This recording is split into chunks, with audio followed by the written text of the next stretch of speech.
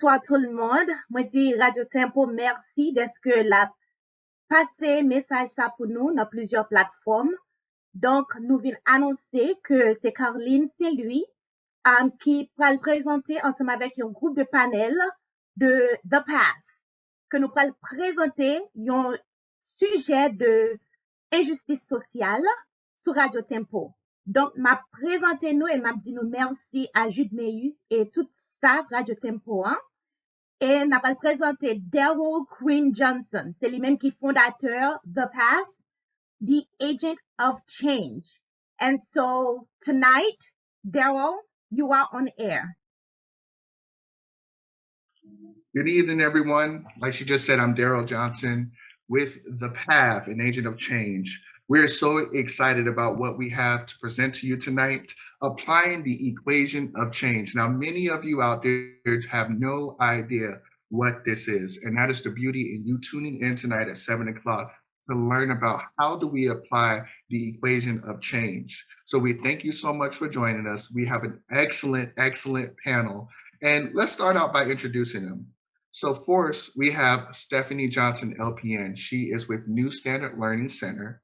We have Laketra Calloway. She is with We Grow Small. We have Carline St. Louis with Radio Tempo International, Inc. We have Dr. Karen White-Goyzueta with C4Real, which is the Center for Redemptive Education and Leadership. And we have Patrice Drakeford with NB Enlightenment. And all of these beautiful women have came here during the National Women's Month to talk to you about how we cultivate change into our societies and into specific areas of business. So we have healthcare, we have the nonprofit, we have education, we have religion, and we have business for you tonight. So we're going to mental health. So we have a powerful conversation coming for you. But before we get started, let's quickly talk about what is this equation of change. All right. So what is the equation of change? Give me a thumbs up if you can see that, everyone. Perfect. The equation of change is D plus V plus Fs needs to be greater than what? Resistance. So D plus V plus Fs needs to be greater than R, which equals C.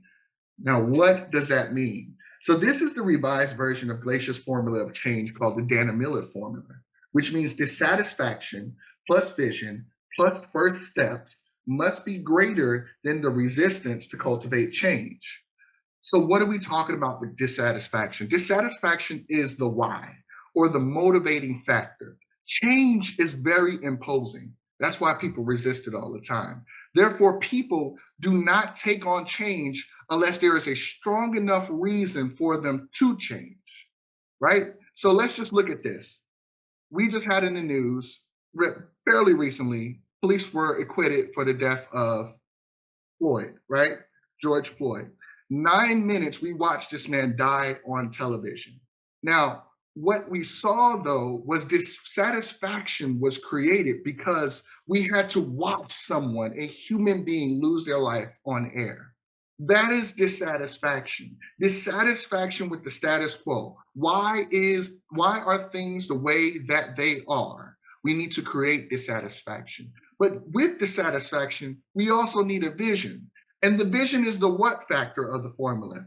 How you would like to be in the future. How would you like to be in the future? So we need our dissatisfaction. We need to be dissatisfied with the way things are. And there's a lot of organizations that promote just that, dissatisfaction, right? Awareness. Be aware. But what is the vision? And with the vision, what's next? We need concrete steps that can be taken towards this vision. So you need dissatisfaction, you need vision, and you need first steps. And it needs to be greater than the R, which is resistance, right? But what is resistance? Resistance is not, hey, leave me alone. Resistance is this. We need to plan for our impediments, right? What is preventing change from occurring? Resistance is just this. We get so comfortable with the way things are that we resist wanting to go beyond the way things are. Or you like things just the way it is. So the equation of change, just one more time, dissatisfaction plus vision plus first steps must be greater than resistance. Dissatisfaction plus vision plus first steps must be greater than resistance. And that is the formula that we have established the path with, is this equation of change. We seek to create change and cultivate change by using this equation with a couple other tactics that I'm not going to tell you right now. But we are going to talk about this equation of change, okay? So real quick, if you are on here and you would like to comment, go ahead and share with us what you think the equation of change and how it can be applied. And while you're doing that, we're going to go ahead and hop into this panel, right? So go ahead and put in your comments what you think the equation of change is. Don't worry about assumptions, right? Assumptions lead to questions, and questions leads to discovery. And don't be afraid with being wrong about what something is, because the key about the path is that we are creating something that has never been seen before. And I'm not talking about the nonprofit. I am talking about equity.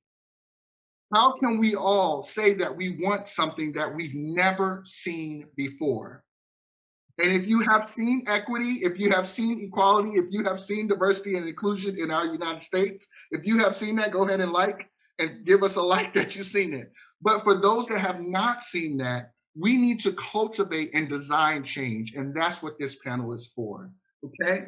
So again, our topics are healthcare, we have business, we have nonprofit industry, we have education, and we have mental health. And I'm gonna throw a little bit of religion in there, because religion is also part of the reason why change is so difficult. All right, y'all ready? Everybody ready? All right, cool. All right, so first question, and we're going to ask, who are you going to ask first? We're going to ask education the first question, okay? Education, which is Dr. K. How do we create dissatisfaction in education to cultivate change? Well, ideally, you would have to first understand how education began in the Western civilization to then create dissatisfaction. The North got their influence of education from basically the UK, England. They had this way of dealing with students or children in the church and determined that what they were doing is to educate them, because they felt that Satan would prevent them from being able to know the scriptures, and the ignorance of the scriptures would prevent them from moving forward and would hold them in bondage because of the lack of knowledge.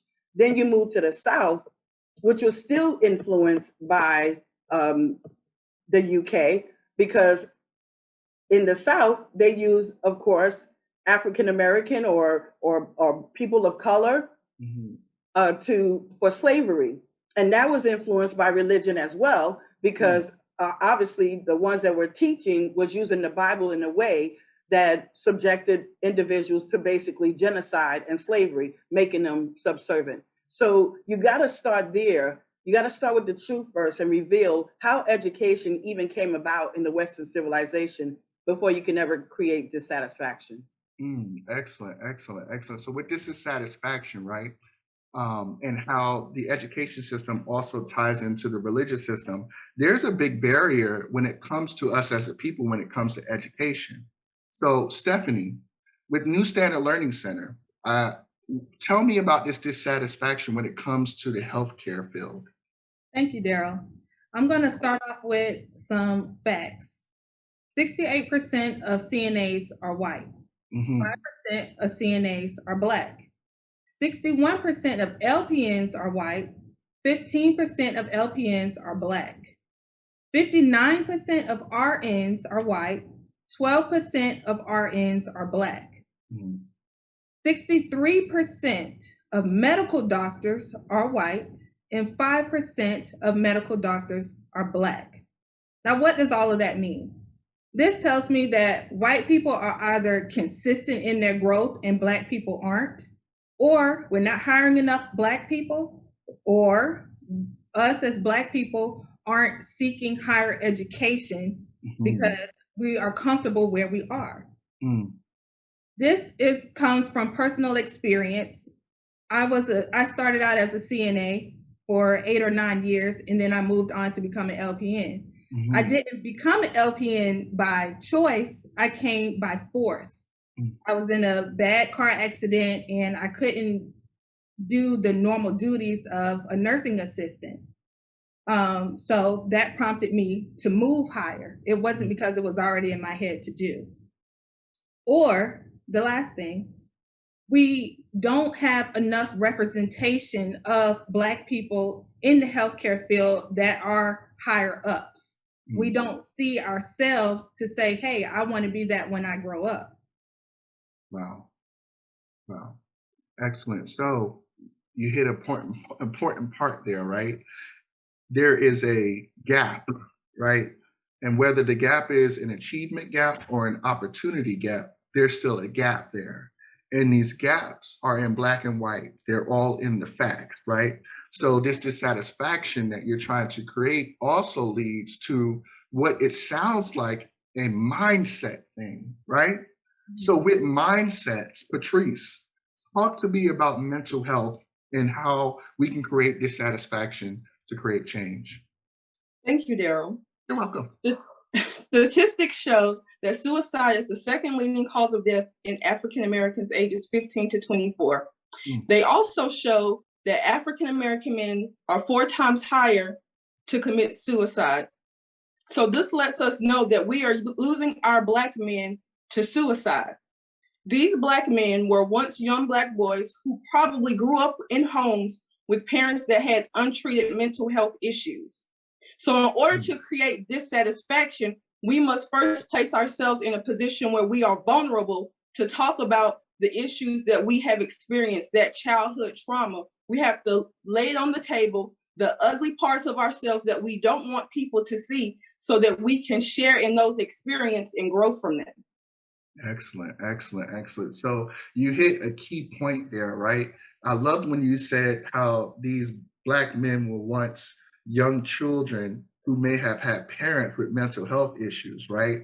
And the thing about it is, again, the PATH is a nonprofit that provides solutions, right? But one of the things that we have to supersede is the fact that we got to get in the front door, right? So Carline, tell me about this dissatisfaction you would like to create with the nonprofit industry. Thank you, Daryl. That's a very good question. Before we can even address the dissatisfaction, because I think we are living in an atmosphere of dissatisfaction.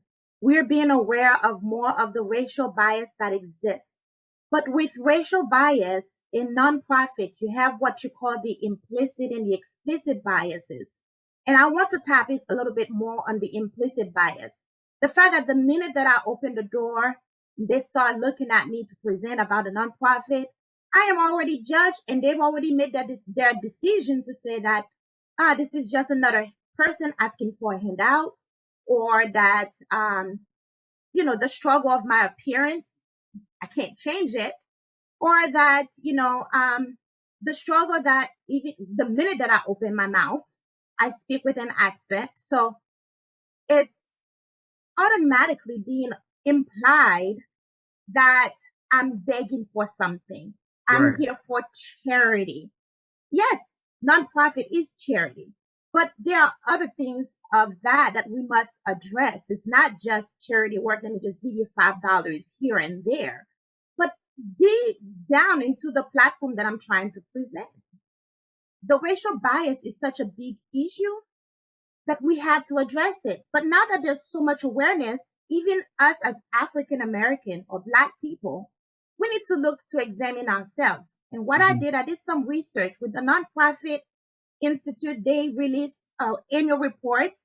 The last one in 2020 was in December 2020. The statistics says, even on the nonprofit that address Black issues, 86%, between 82 to 86% of their board members are white.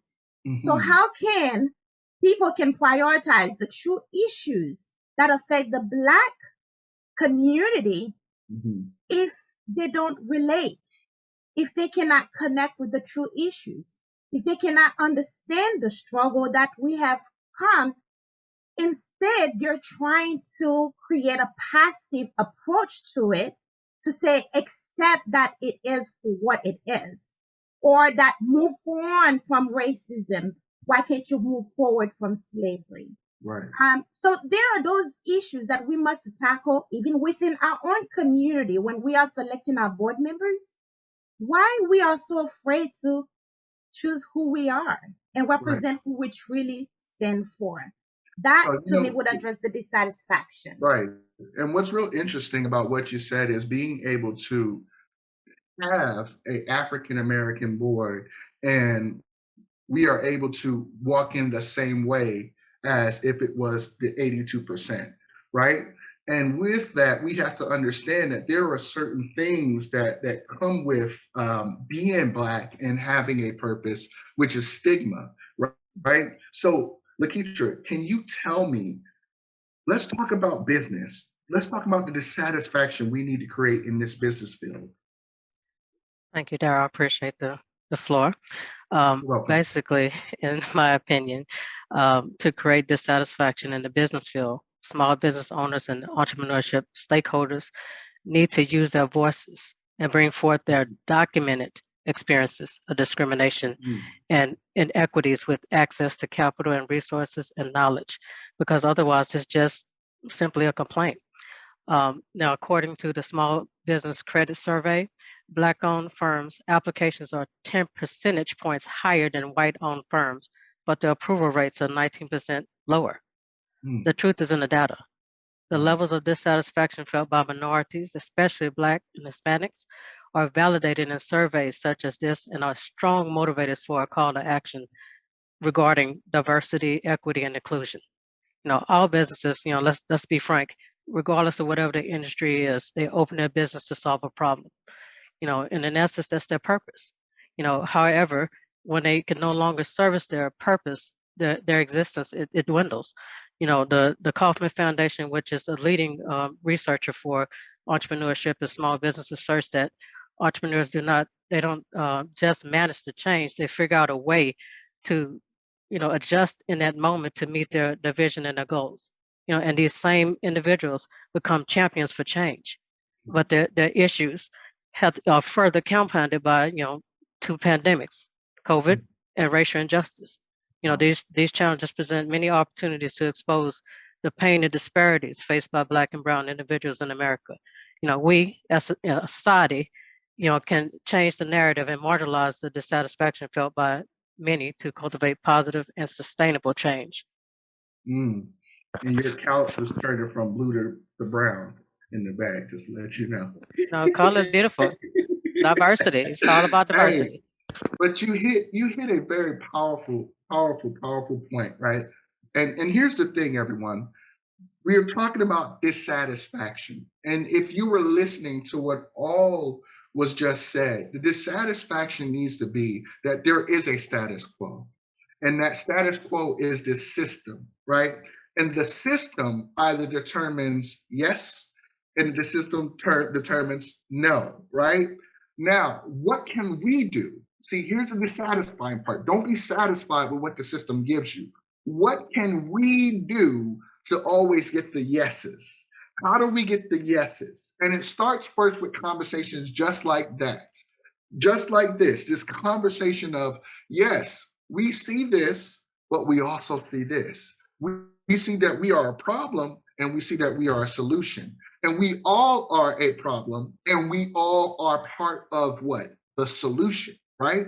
So with that comes vision, right? We need dissatisfaction plus vision plus what?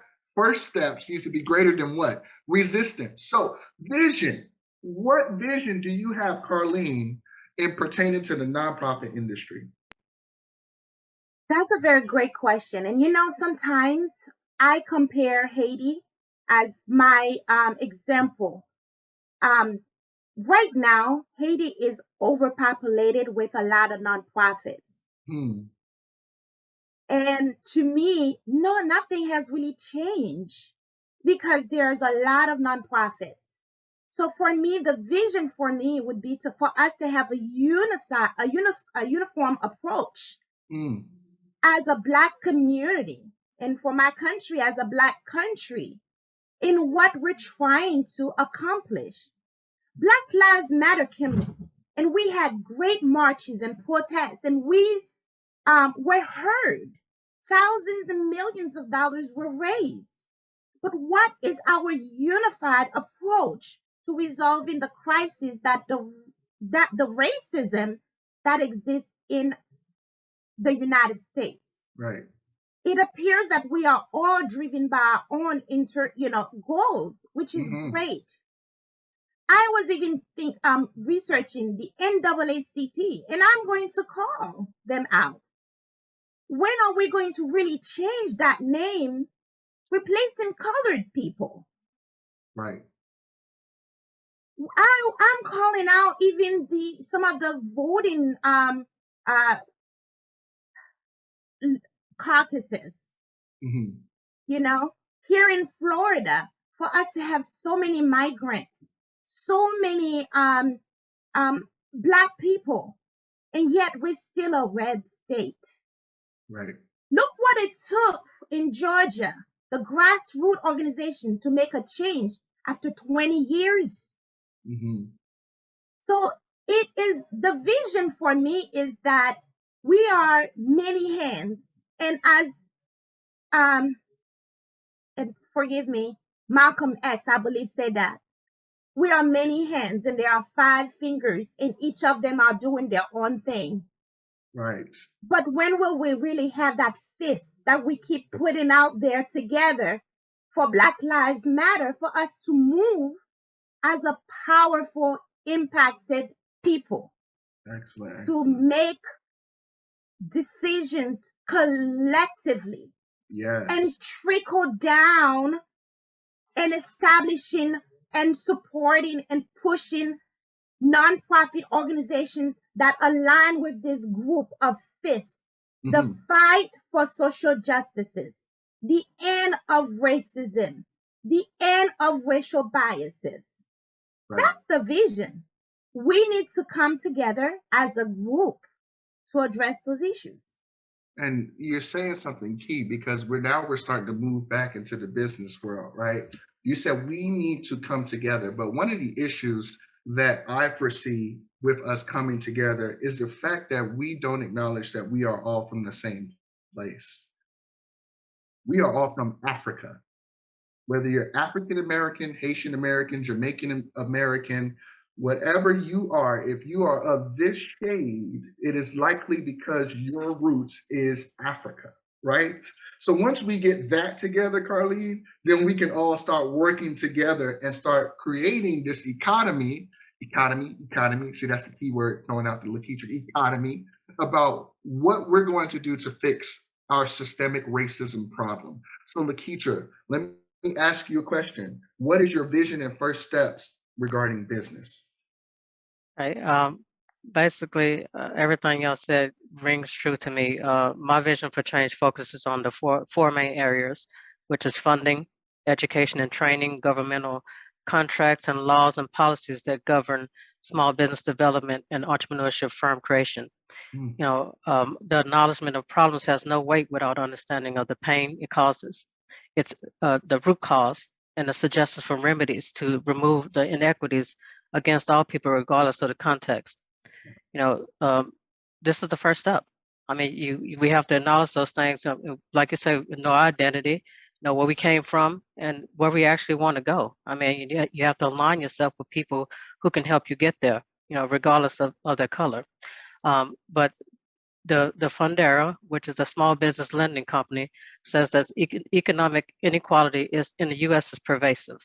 As of 2012, there are more than 2 million Black-owned businesses in the United States that generate 150.2 billion in gross revenues. Wow. But when surveyed, 58% of Black business owners said that their financial health is at risk or distress because of COVID-19. The Global Finance magazine asserts that higher unemployment rates gender disparity, income, and wealth inequality are all side effects of COVID. And these are further compounded for those who fall within those subcategories, namely Blacks and Hispanics. Now, let's look at the racial wealth gap within families in the U.S. It's evident that the number is highly disproportionate. For example, the average Black family's wealth is $17,150 compared to $171,000 for a white family. This is unacceptable. The small business ownership, allows minorities the ability to close the gap. However, do we all have the opportunity to open our doors? These opportunities that may exist, but to capture and exploit these opportunities, they continue to elude us. Why? Because we accept what the norm is. Sometimes you have to shuck the norm. Otherwise diversity, equity, and inclusivity, it'll continue to, stifle our socioeconomic growth and wealth equity for the common people. Forums like this is what we need, conversation. We need to get it started. You're saying something key, right? You said norm. And what a lot of people don't know is back in, I want to say, and I'm not perfect, but the Civil Rights Act of, I think, 1991 restricted the government from using a thing called racial norming. And what they were doing was they were putting out assessments into the community to determine what racial norms are established. But why? Why, government? Why are you so concerned with racial norms? Because when you go apply for a mortgage loan or you go apply for an application, what boxes do you have to check? You have to check Black, white.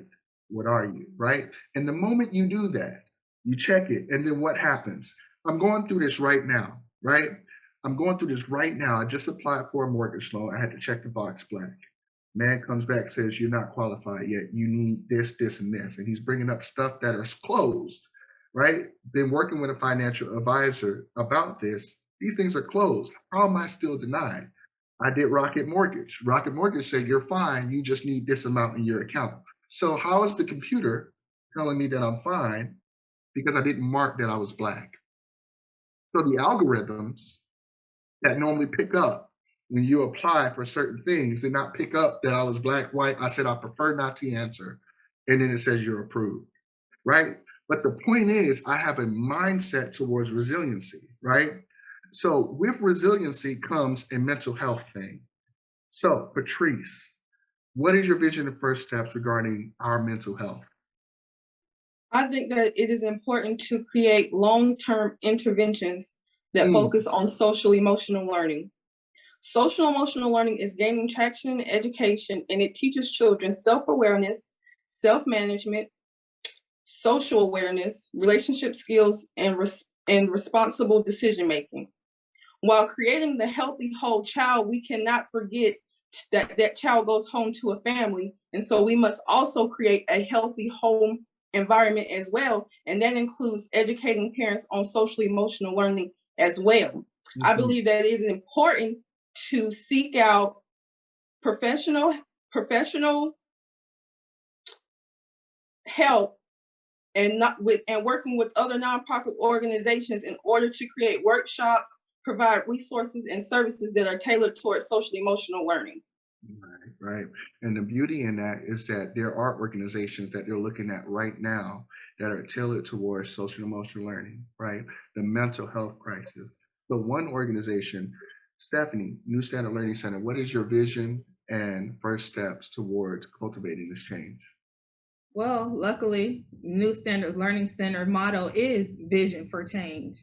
And what we do is we grab them who is entering the healthcare field, we grab them on the level that they are, and we teach them professionalism, and we make them have a personal standard for not only themselves, not only their profession, but for their well-being.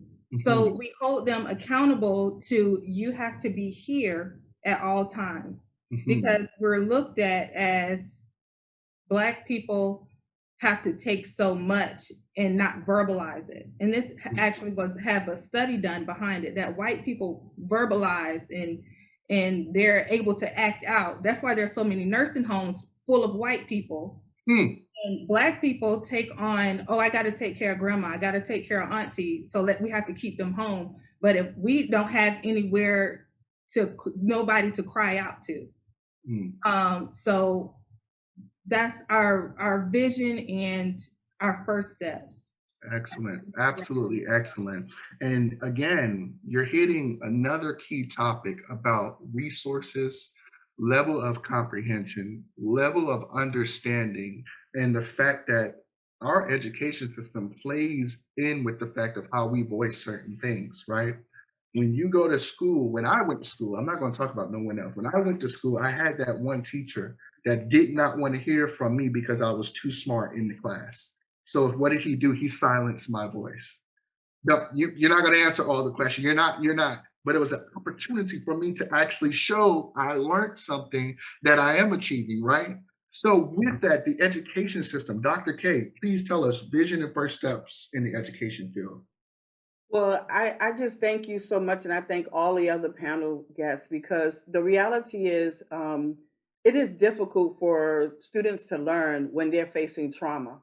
And emotional intelligence, cognitive behavioral therapy, social emotional learning, all of those things tie into dealing with trauma and being able to express your authentic self without being afraid of being shut down or accused of being too aggressive. The reality is we need aggressive transparency and speaking truth.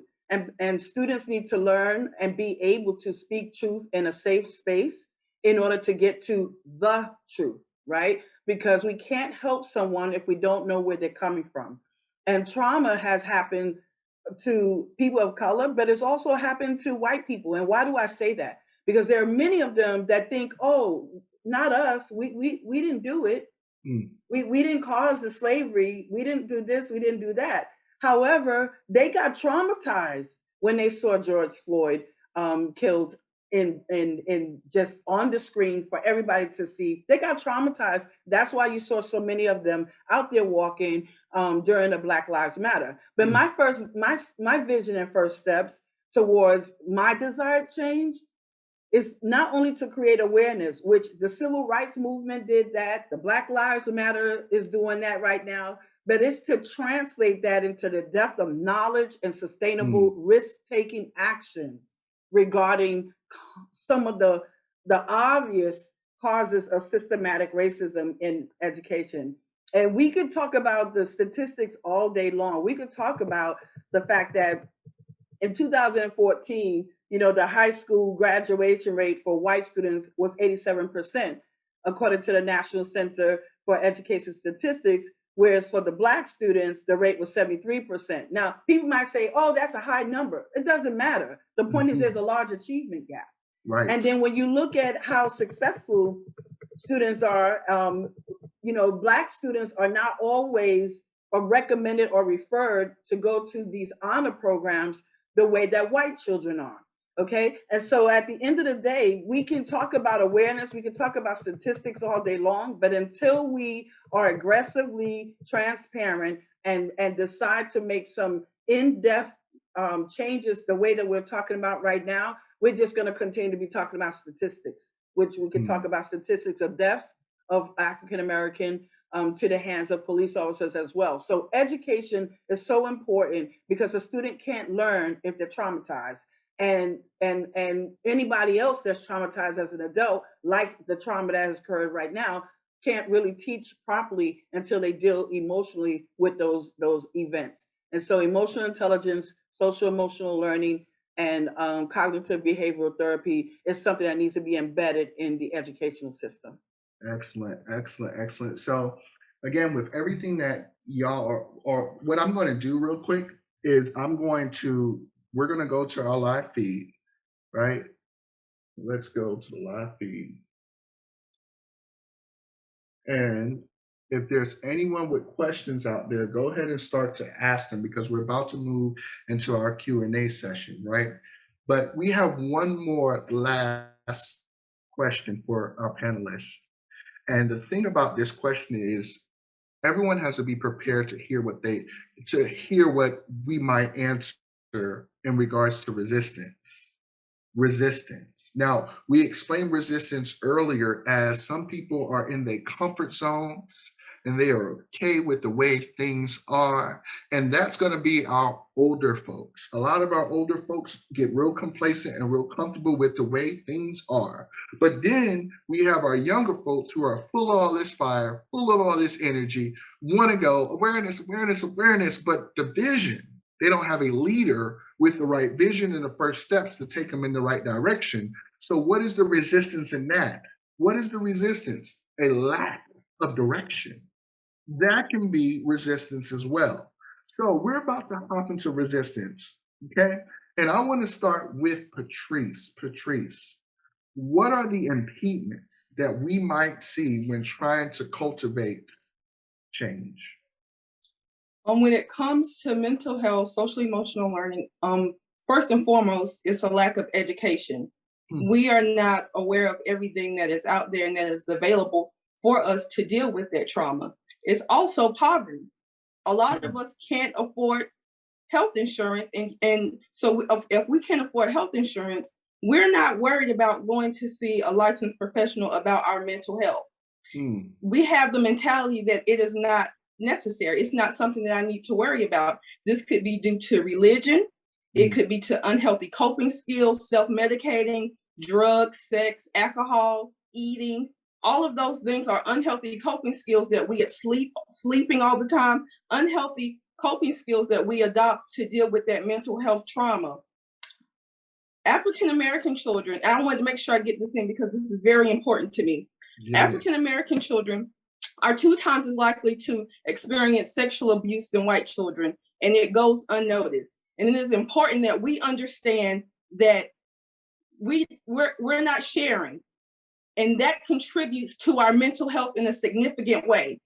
By being sexually victimized as children and having the mentality of what happens in this house stays in this house, and we have to dismiss that and we have to get treated for our mental health, because what is happening is these broken boys are turning into men who are making permanent decisions based on temporary situations. Oh, so you just gonna drop the mic after that? Okay, all right. What's left? Let me pick the mic up for a second. I think you dropped it, and I tried to catch it, but it had already fell. So permanent. Say it one more time. Death is permanent. Death is permanent. Permanent to temporary situations, right? And it comes from a lack of education and a lack of being able to have that access to mental health, right? Or if you got insurance, right? And some of us got good insurance, right? But you don't even make enough to pay the co-pays or the premiums. So you got insurance, but you still can't pay to go see the mental health. So where's your help? And then we got those that are religious, and the Lord is our shepherd. You are absolutely correct. But the Lord also provided us with the knowledge and wisdom to go find help. And that's what mental health services are here for. Now, Stephanie, we're talking about education. We're talking about this laziness, and we're talking about these coping things, the weed, the drugs, the alcohol. Tell me, what resistance do we see in the healthcare industry when it comes to cultivating change? Just like Patrice had mentioned earlier, it's no resources. We have lack of support, whether it's from our family when we do express, hey, I want to go higher. I'm thinking about going back to school to do this. You get resistance from your family.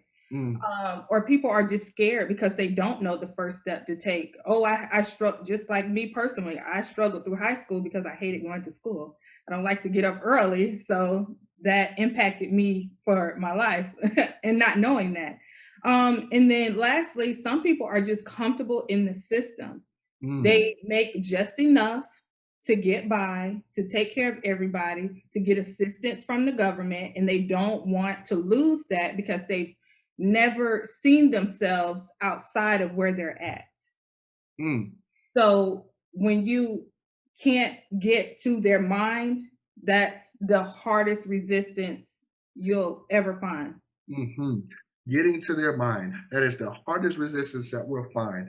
Resources, education, laziness, mental coping skills that are not adequate to actually going to cultivate change. And now we're going to talk about education, right? Because the educational system is a big contributor to this. For one, if you make a certain amount, what do you become? The school becomes what? A Title I school, right?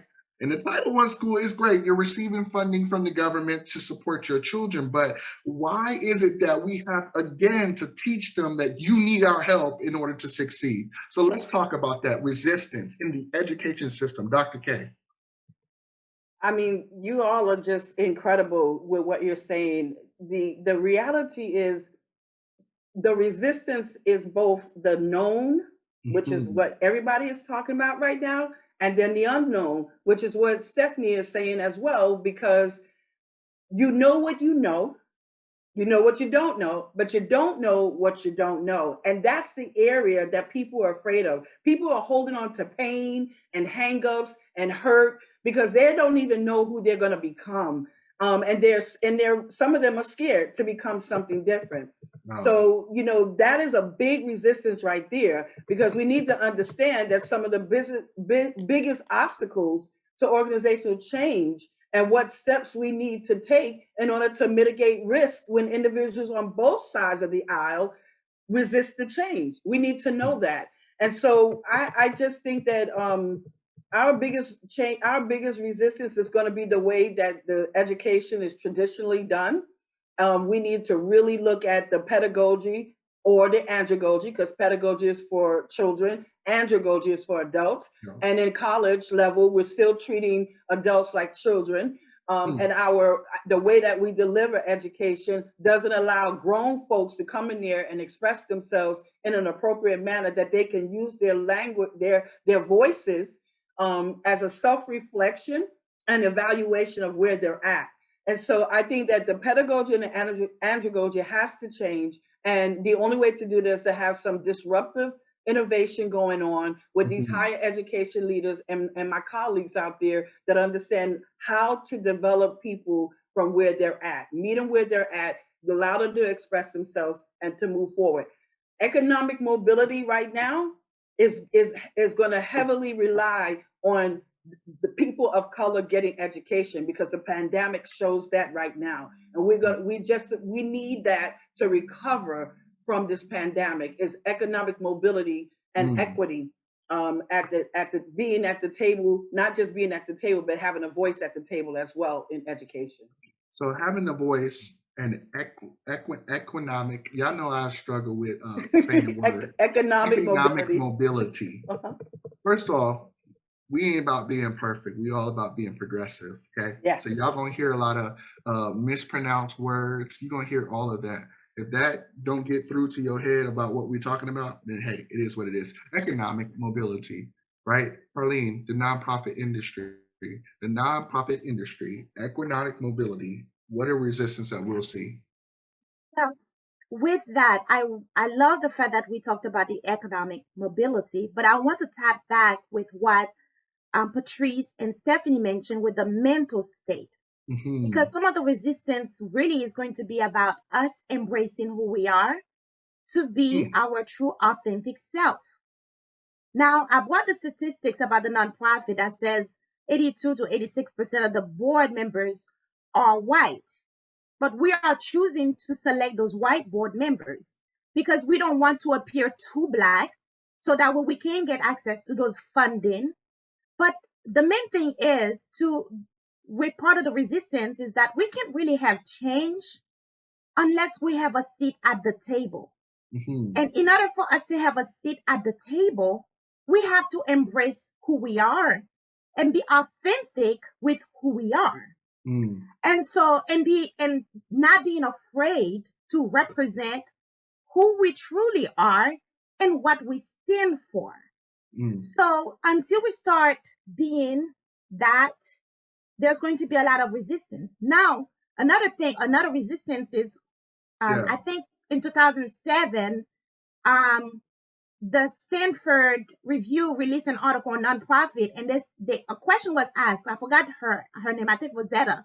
She asked the question of who's going to educate those white board members about the true issues that affect the Black community. That's going to be a resistance because we ourselves, since we are too afraid to choose Black board members, who's going to educate them? Are we going to really be authentic? So the next question that I ask is that when are we going to choose us? Let's ask Laketra that question. Yeah, right? when are we going to choose at the path? And I want to say this last statement here at the path. Look at our panel. We are all Black, and that's fine. That's because we are embracing change. We have to represent what we stand for, and we are proud. Daryl, please concur with me to say that we are proud the fact that we are an all Black board member. Absolutely. We are unapologetically Black, right? And the reason for that is not to be defiant or to be the symbol of all the power of Blackness and all this different stuff. The point is we have to create an example of equitable status. And the equitable status of our board should help us move into the business industry because they'll see they're not just Black, but they're educated. They're not just Black, but they understand how this world works. And they actually have a solution that will cultivate change. So with that, Laketra, what resistance may we, even with this purpose we have, what resistance do you foresee with cultivating change? I anticipate much resistance. But let me first say that change and resistance go hand in hand. The Kauffman Foundation, stated that change is not easy because it's the byproduct of uncertainty. Big businesses, individuals with fixed mindsets, and those who are complacent or who have become comfortable with the status quo will not want to go against the grain. And I would add that a lot of us have lost hope and confidence in the policies and laws that border small business and entrepreneurship. So we have to regain that confidence. The Balance and Career website give us an excellent summation of what resistance is, or what it means. Resistance is the unwillingness to adapt to altered circumstances. And in our current circumstance, the unwilling parties and resistors will perish. Change is a necessary evil. All concerns for change need to be acknowledged, and people's emotions need to be validated. The entire small business and entrepreneurship ecosystem has been assaulted by the pandemic, but it's imperative that we focus on the areas of opportunity within minority entrepreneurship. All humans, we want to improve our living conditions, and we can shift our focus to the underserved populations like the business owners, so we can benefit society as a whole, because small businesses are the bedrock of our economy. Large companies, they can't pivot the way that small businesses can. I mean, you think about restaurants who, had to suddenly become, have delivery and curbside service. Big businesses, they're big and they have to go through a lot of regulations in order to make those changes. So, why are we not paying attention to this underserved population? Here are the facts. Minorities make up 40% of the U.S. population, but only represent 20% of employer businesses. According to the Fed, only 33% of healthy Black employer firms have banking relationships. It doesn't make sense. Even if you don't want to go to the bank and use their services, we need to make it possible for others to be able to have that opportunity. Absolutely. So we have to change the discriminatory lending practices that are out there, change the languages that are on these applications, and remove some of those restrictions like bad credit and the default in student loans that cause you not to be able to get loans. But if you're already in poverty, how do you pull yourself out of it? So these are the things, saying the resistance that we all have to go against, because we have become, again, complacent. Our cultural norms have, told us that this is the way this is the way it is. So we should accept it, but we should not accept it. We, again, have to go against the grain. We have to work together, talk it out. Even if it makes us uncomfortable, that's when we're making progress. Excellent. And you said cultural norms, right? Because at the end of the day, the real resistance, with what everyone said, there are resisting factors. But the overall scheme of all of it is cultural norms. The resistance is the fact that we fall in line with what is told about who we are and how we should behave. And the system determines that. It's in the education system, it's in the nonprofit industry, it's when you go apply for a loan, it's even with mental health, that there's some that you're not dealing with PTSD, Patrice. You're just an angry Black woman. Right? Okay. Stephanie. Right. I'm sorry. Right. Come on. Yeah.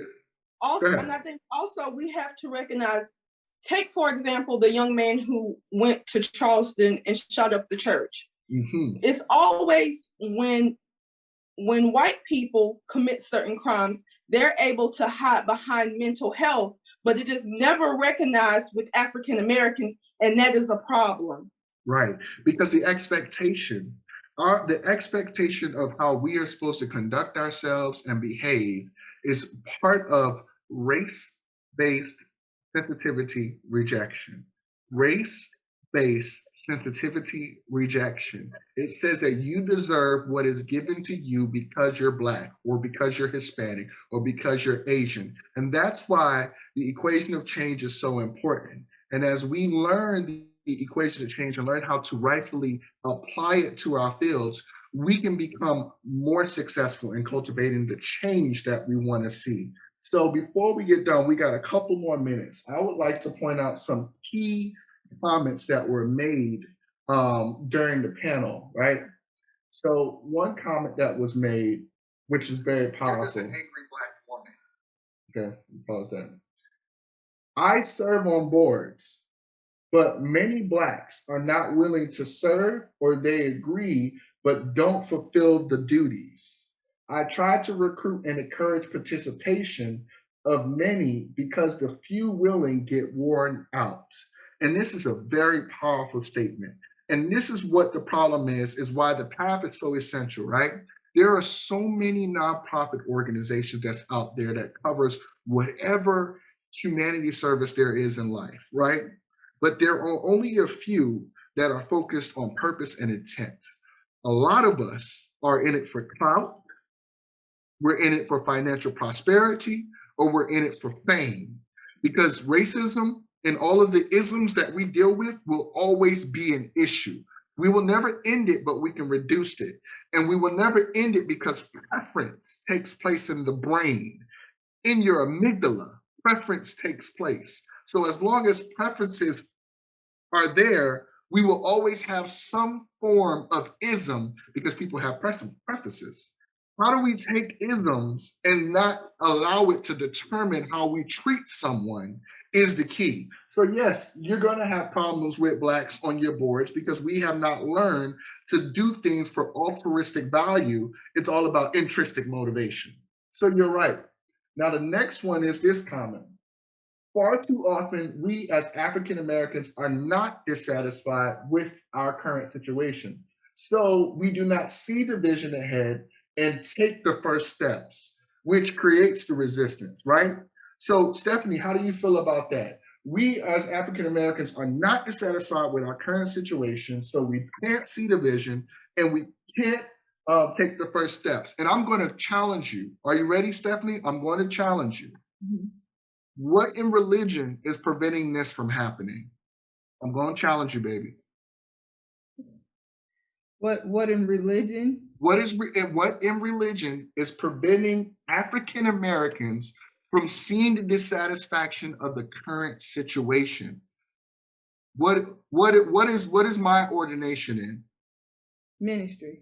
Okay, come on, baby. Come on with it. Ministers. Let's talk about these ministers, right? We talk every Sunday about what's going on in the United States and we hate this person and we hate that, but we're not preaching social emotional intelligence. How should we be Christians in the environment of non-Christianity? How do we conduct ourselves among one each other? And then the worst part is we don't teach that. Why are we in a church full of Black people or full of white people or full of Hispanics and we're supposed to represent Christ, right? So how do you feel about that? It makes me feel like we haven't gone anywhere, that we're teaching it to ourselves. that we're doing it to ourselves and we don't realize it, that we do prefer segregation rather than saying we want to be inclusive with other people. Because we can go to work and haha and kiki with the white lady that works next to us, but we don't want to invite her to our church. Come on. We do kind of feel embarrassed to say this white lady came to our church because she knows that we talk in tongues, we dance, we hang out after service for 2 and 3 hours because we talking and carrying on. And that's not necessarily what other people do. I love that. And I want to go to Carline real quick, because what you just said pointed out to something that she has spoke about, and we got 5 minutes left. You were talking about, you hit this point about your hair, right? And how white people just love to touch a Black woman's hair, right? And what I got from what you said is that there's something desirable about who we are as a people. They don't desire the oppressed part of us. They desire the part that acknowledge that we're not oppressed and we have power, right? So go ahead. I mean, I wear my hair natural. Sometimes it's straight, and sometimes it's very kinky and curly. And I love the diversity of my hair. But let me tell you, the passive and aggressive type of racism that I experience, because I work in a corporate environment, because of my hair, is it appropriate? But when we don't have work meetings, oh, your hair, it's so pretty, it's so versatile. But why is the conversation is always based around my hair? Do I qualify more or less because I wear my hair natural? Does